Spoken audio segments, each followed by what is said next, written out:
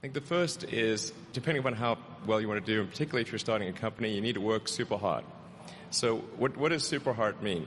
Well, when my brother and I were starting our first company, instead of getting an apartment, we just rented a small office and we slept on the couch. And we showered at the YMCA, and we had just one computer. So the website was up during the day, and I was coding at night. 7 days a week, all the time. Work hard like every waking hour. That's the thing I would say particularly if you're starting a company. And I mean, if you do simple math, say like, okay, if somebody else is working 50 hours and you're working 100, you'll get twice as much done in the course of a year as the other company. I think too is you got to make sure that whatever you're doing is a great product or service. It has to be really great. And I go back to what I was saying earlier, where if you're a new company, I mean, unless it's like some new industry or new market if it's an untapped market, then you have more ability the standard is lower for your product or service. But if you're entering anything where there's an existing marketplace against large entrenched competitors, then your product or service needs to be much better than theirs. It can't be a little bit better, because then you put yourself in the shoes of the consumer and they say, why would you buy it as a consumer? You're always going to buy the trusted brand unless there's a big difference. So a lot of times entrepreneur will come up with something which is only slightly better. And it can't just be slightly better. It's got to be a lot better.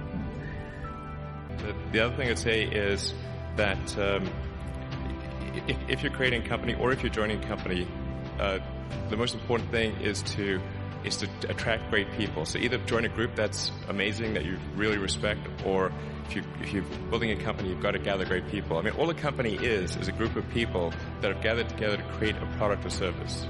And so depending upon how talented and hardworking that group is, and the degree to which they're focused cohesively in a good direction, that will determine the success of the company. So do everything you can to gather great people if you're creating a company. Then I'd say focus on signal over noise. A lot of companies get confused. They spend money on things that don't actually make the product better. So, for example, at Tesla, we've never spent any money on advertising.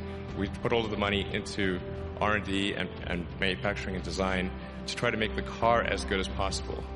And I think that's the way to go. So for any given company, just keep thinking about, are these efforts that people are expending, are they resulting in a better product or service? And if they're not, stop those efforts. And then I think that the final thing I would encourage you to do is, now is the time to take risk.